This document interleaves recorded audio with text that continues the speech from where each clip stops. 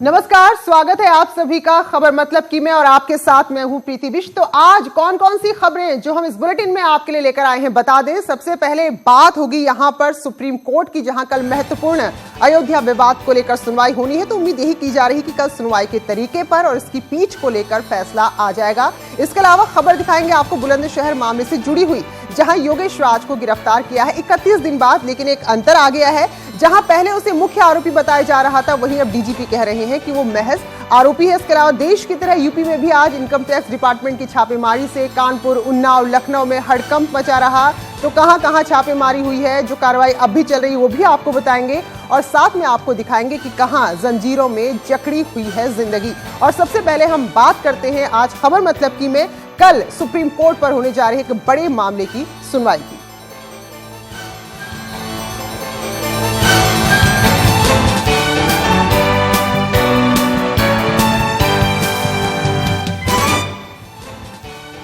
तो कल पूरे देश की निगाहें देश की सर्वोच्च अदालत यानी कि सुप्रीम कोर्ट पर रहेंगी। दरअसल कल यहां राम मंदिर मामले को लेकर सुनवाई होनी है और कल कोर्ट ये तय करेगी कि इस मामले की सुनवाई किस तरीके से हो और उससे महत्वपूर्ण ये कि कौन सी पीठ जो इस महत्वपूर्ण मामले की सुनवाई करेगी। चलने दो, हमें कोई मंदिर बन जाएगा, उसके बाद जमीन किसका है उसका तय हो जाएगा। सुप्रीम कोर्ट तय करेगी, पता नहीं आज करेगी, 10 साल के बाद करेगी, 15 साल के बाद करेगी।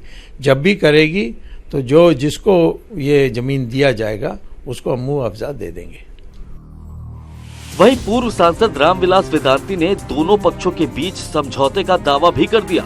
हालांकि वेदांती ने लगे हाथ मामले को लटकाने के लिए कांग्रेस को जिम्मेदार भी बताया कि सुप्रीम कोर्ट को जल्दी से जल्दी इस आधार पर निर्णय देना चाहिए। जो निर्णय नहीं देना चाहिए सुप्रीम कोर्ट उसका निर्णय दे रही है, समझे ना, और जो निर्णय देना चाहिए उसको लटका रही है केवल कांग्रेस के कहने पर। वही मस्जिद का कि शुक्रवार को होने वाली सुनवाई में सुप्रीम कोर्ट से राम मंदिर को लेकर जो तमाम लोग इंतजार कर रहे हैं, उस पूरे मामले में सुप्रीम कोर्ट का क्या कुछ अहम फैसला आता है। कैमरामैन सोनू के साथ सुशील पांडे, न्यूज़ 18 दिल्ली। चलिए और अब बात करेंगे सबरीमला को लेकर चल रहे विवाद की। तो केरल में तो इसको लेकर बवाल जारी ही है, लेकिन अब इसकी आंच राजधानी दिल्ली तक पहुंच गई है। दरअसल दिल्ली के जंतर मंतर के पास केरल भवन में एक प्रेस कॉन्फ्रेंस बुलाई गई थी। जाहिर सी बात है मीडिया का जमावड़ा लगा हुआ था, लेकिन इस दौरान यहां एक लाइव कर रही महिला पत्रकार पर हमला हो गया और साथ में न्यूज़ 18 की जो टीम वहां पर मौजूद थी उस पर भी हमला हुआ। हमलावरों ने केरल हाउस के बाहर काफी पत्थरबाजी की, लेकिन पुलिस जब तक इन लोगों को पकड़ती ये हमलावर अपना काम कर फरार हो चुके थे। इसके बाद पत्रकारों ने पार्लियामेंट स्ट्रीट थाने में शिकायत दर्ज कराई है।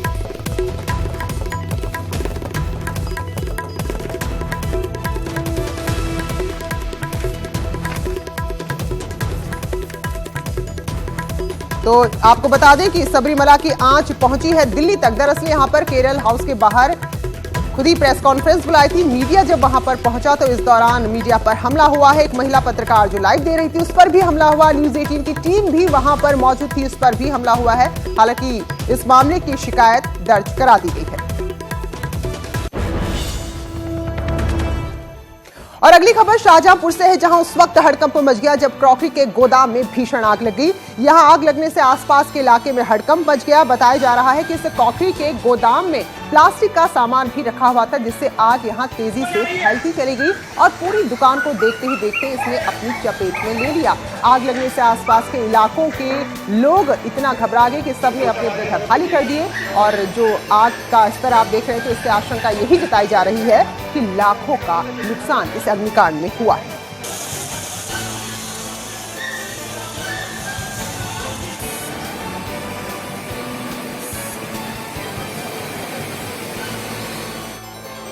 और अब बड़ी खबर है बुलंदशहर मामले से जुड़ी हुई। इस हिंसा के बाद से फरार चल रहे योगेश राज को पुलिस ने गिरफ्तार कर लिया। लेकिन एक बात आपको बता दें कि अब योगेश राज आरोपी है, ना कि मुख्य आरोपी, क्योंकि डीजीपी का कहना है कि योगेश राज मुख्य आरोपी नहीं है। बहरहाल काफी अच्छी खासी मशक्कत के बाद योगेश राज को गिरफ्तार किया गया और इसके बाद 12 घंटे की लंबी पूछताछ के बाद पुलिस ने योगेश राज को अदालत के सामने पेश किया और इसे 14 दिन की न्यायिक हिरासत में भेज दिया गया है।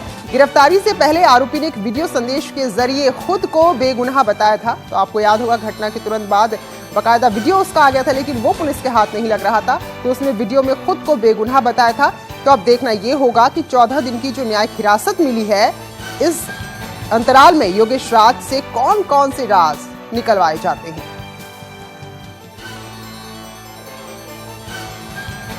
तो आपको बता दें कि 31 दिन तक पुलिस को छकाने के बाद अब जाकर भेजा गया है, लेकिन मुझे लगता है कि योगेश राज निर्दोष है। पहले जीतू फौजी को मुख्य आरोपी बनाकर भेजा, उसके बाद प्रशांत नट्ट को मुख्य आरोपी बनाकर भेजा, आज योगेश राज को मुख्य आरोपी बनाकर भेजा है। बजरंग दल स्वीकार करता है योगेश राज हमारा कार्यकर्ता है और योगेश राज की अंतिम दम तक हम योगेश राज के साथ हैं, उसकी हर लड़ाई लड़ने के लिए तैयार हैं। तो यहाँ पर आप देख रहे हैं कि किस तरह से योगेश राज के समर्थन में भी लोग आ रहे हैं। वहीं योगेश राज की गिरफ्तारी के बाद डीजीपी भी सामने आए, लगा कुछ बड़ी बात कहेंगे, लेकिन डीजीपी ने जो बात कही वो हैरान करने वाली थी, चौंकाने वाली थी। डीजीपी ओपी सिंह कह रहे हैं कि योगेश राज मुख्य आरोपी नहीं बल्कि आरोपी है। आपको भी याद होगा जब ये पूरा मामला हुआ था, जब इंस्पेक्टर सुबोध कुमार सिंह की हत्या की गई थी, तो हत्या से पहले के जो वीडियो सामने आ रहे थे उसमें इंस्पेक्टर समझा रहे थे लोगों को, योगेश राज भी वहां पर मौजूद था। उसके बाद पुलिस ने खुद ही इसे मुख्य आरोपी घोषित किया, लेकिन अब जबकि वो गिरफ्तार हुआ है और वो भी 31 दिन के बाद, क्योंकि पुलिस पर भी सवाल उठे कि आखिर जो शख्स अपने वीडियो बनाकर सोशल मीडिया पर डाल रहा है वो पुलिस की पकड़ में क्यों नहीं आ रहा। और आज डीजीपी ओपी सिंह ने कह दिया कि योगेश राज आरोपी है, मुख्य आरोपी नहीं है। तो सवाल यही है कि आखिर एक शख्स जिसे खुद ही पुलिस मुख्य आरोपी घोषित करती है वो अब महज आरोपी कैसे बन गया।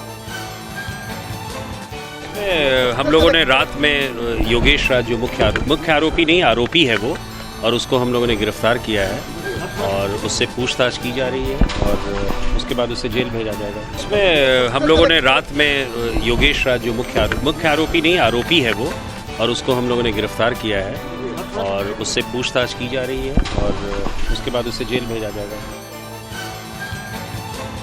ऐसा लग रहा है कि बाहुबली अतीक अहमद का रुतबा ऐसा है कि जेल प्रशासन भी उससे डरता है। दरअसल देवरिया जेल में जिस तरह से लखनऊ के कारोबारी को वहां बुलाकर पीटने का मामला सामने आया था, उसके बाद अतीक अहमद को देवरिया जेल से बरेली जेल शिफ्ट कर दिया गया। लेकिन अब बरेली जेल के अधीक्षक कह रहे हैं कि देवरिया जेल से लाए गए इस आरोपी को, इस कैदी को किसी और जेल में शिफ्ट किया जाए। उनकी मांग है कि उन्हें यहां से कहीं और शिफ्ट किया जाए, क्योंकि उनको अपनी प्रशासनिक क्षमता पर भरोसा नहीं है। बड़ी हैरानी की बात है कि खुद जेल के अधिकारी मान रहे हैं कि अतीक अहमद को किसी और जेल में शिफ्ट किया जाए। फिलहाल इस पत्र के बाद पुलिस प्रशासन बरेली जेल में लाव लश्कर के साथ छापेमारी करने पहुंचा। इस छापेमारी के दौरान अतीक अहमद की बैरक में छानबीन की गई। बहरहाल यहां अभी कोई संदिग्ध सामान बरामद नहीं हुआ है, लेकिन पुलिस प्रशासन अतीक अहमद के शिफ्ट होने के बाद से सतर्क है ताकि किसी भी स्थिति से निपटा जा सके। देखिए, बिल्कुल हम चाहेंगे कि जब हम बरेली जेल में हैं तो बरेली की पब्लिक, जेल के बंदी जो फुल डिसिप्लिन्ड हैं, हम अंडर कंट्रोल पहले से किए हुए हैं, एक रूटीन में रह रहे हैं, उससे डिफरेंट कोई आएगा और वो डिफरेंट जो आएगा वो किन्हीं कारणों से आएगा। कुछ परिस्थितियां होंगी जिनके कारण भेजा गया होगा, तो उन परिस्थितियों को वॉच करके हमको फिर एक्स्ट्रा एफर्ट करना होगा। तो हम चाहेंगे कि कहीं और शिफ्ट हो जाए। रूरल एरिया में ये जेल है। कुछ लोगों ने जो अचानक से किराए पे मकान लिए हों उनकी भी चेकिंग कराई जा रही है। इस चीज़ को भी इंश्योर किया जा रहा है कि कोई फर्जी तरीके से अपने आप को अरेस्ट न करा ले, ताकि कहीं किसी तरह से मदद पहुंचाई जाए अनवांटेड तरीके से जेल में। तो इन सारी चीज़ों पर नज़र रखी जा रही है। जितने और भी कैदी थे उनको भी देखा गया और उसमें जो एक कैदी हैं अतीक अहमद, उनको भी देखा गया और जो भी सामान था उनका और एक एक सामान अटैची सारी चीज़ें खुलवा के सबको देखा गया। जो अन्य कैदी थे उनका भी सामान पूरा चेक कराया गया। कहीं कोई ऐसी अवांछनीय चीज़ जो है प्रकाश में नहीं है। देखिए, बिल्कुल हम चाहेंगे कि जब हम बरेली जेल में हैं तो बरेली की पब्लिक, जेल के बंदी जो फुल डिसिप्लिन्ड हैं, हम अंडर कंट्रोल पहले से किए हुए हैं, एक रूटीन में रह रहे हैं, उससे डिफरेंट कोई आएगा और वो डिफरेंट जो आएगा वो किन्हीं कारणों से आएगा। कुछ परिस्थितियां होंगी जिनके कारण भेजा गया होगा, तो उन परिस्थितियों को वॉच करके हमको फिर एक्स्ट्रा एफर्ट करना होगा। तो हम चाहेंगे कि कहीं और शिफ्ट हो जाए। रूरल एरिया में ये जेल है। कुछ लोगों ने जो अचानक से किराए पे मकान लिए हों उनकी भी चेकिंग कराई जा रही है। इस चीज़ को भी इंश्योर किया जा रहा है कि कोई फर्जी तरीके से अपने आप को अरेस्ट।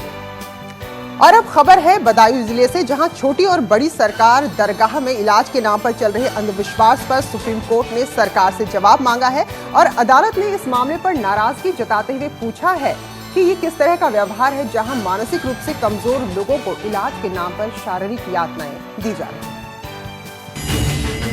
अंधविश्वास के आंगन में दशकों से मरीजों को इलाज के नाम पर दर्द दिया जा रहा है। आज सुप्रीम कोर्ट ने इस दर्द की दवा के लिए सरकार से जवाब मांगा है। दरअसल इलाज के रूप में मानसिक रोगियों के साथ हो रहे अत्याचार के खिलाफ गौरव बंसल ने सुप्रीम कोर्ट में PIL दाखिल की थी। PIL पर सुनवाई करते हुए कोर्ट ने हैरानी जताई। कोर्ट ने खुद हैरानी जताई, सुप्रीम कोर्ट ने, कि आज के 21वीं शताब्दी में अगर ये सब चीजें हो रही हैं तो हैरानी की बात है, शर्म की भी बात है। अंधविश्वास के पेड़ पर बैठे इलाज के इस पिशाच को रोकने के लिए सुप्रीम कोर्ट ने केंद्र और राज्य सरकार से जल्द समाधान निकालने की बात कही है। राज्य सरकारों द्वारा मेंटल हेल्थ केयर एक्ट की नजरअंदाजी पर भी कोर्ट ने नाराजगी जताई और कहा कि सरकारें एक्ट को गंभीरता से लें और इस पर अमल करें। कोर्ट ने 2 दिन का समय दिया है, डायरेक्ट करा है केंद्र सरकार को कि इसमें तुरंत हस्तक्षेप करे। फिलहाल मानसिक रूप से बीमार मरीजों के साथ हो रहे अत्याचार पर कोर्ट ने सरकारों से जवाब मांगा है। ऐसे में जंजीरों में जकड़े लोगों में उम्मीद जगी है कि उनकी बेड़ियों पर अब कानून का हथौड़ा चलेगा और उन्हें अंधविश्वास की जगह अच्छा इलाज नसीब होगा। Bureau report, news 18। धोखाधड़ी, धोखेबाजी की वैसे कोई नई बात नहीं है। इंसान को धोखा देता है, लेकिन खबर तब बनती है जब इंसान भगवान को भी धोखा देने से बाज नहीं आता। वैष्णो देवी में भक्तों ने 2 करोड़ 30 लाख के ऐसे नोट चढ़ा दिए 1000 और 500 के, जो अब चलते ही नहीं। आपने लोगों की और सरकार की आंख में धूल झोंकने वालों के बारे में सुना होगा, लेकिन आज हम आपको ऐसे लोगों के बारे में बताते हैं जिन्होंने भगवान की आंख में धूल झोंकने की हिमाकत की। मामला जम्मू कश्मीर के वैष्णो देवी का है, जहां से श्राइन बोर्ड से हैरान करने वाली जानकारी सामने आई है। वैष्णो देवी के दर्शन को गए बहुत से भक्तों की लीला हैरान करने वाली है। वैष्णो देवी श्राइन बोर्ड को नोटबंदी के बाद करीब 2 सालों में 2.3 करोड़ रुपए मूल्य के पुराने 500 और 1000 के नोट दान में मिले हैं, जो बैन हो चुके हैं। नवंबर 2016 में नोटबंदी के तत्काल बाद सिर्फ 1 महीने में बहुत से भक्तों ने तीर्थ स्थान पर 1.90 करोड़ रुपए के पुराने नोट चढ़ा दिए। अब सोच लीजिए। और फिलहाल पुणे से एक बेहद दिलचस्प खबर है जो हम आपको सुनाते हैं। अब तक आपने देखा होगा कि दूल्हे तरह तरह के जतन करते हैं कि उनकी बारात यादगार बन जाए। दुल्हन को लेने कभी घोड़े पे, कभी हेलीकॉप्टर पे, कभी हाथी पे जाते हैं, लेकिन पुणे में एक दुल्हन खुद पहुंच गई बुलेट पे सवार होकर अपने दूल्हे से मिलने। शूटिंग बंद होती है, चालू।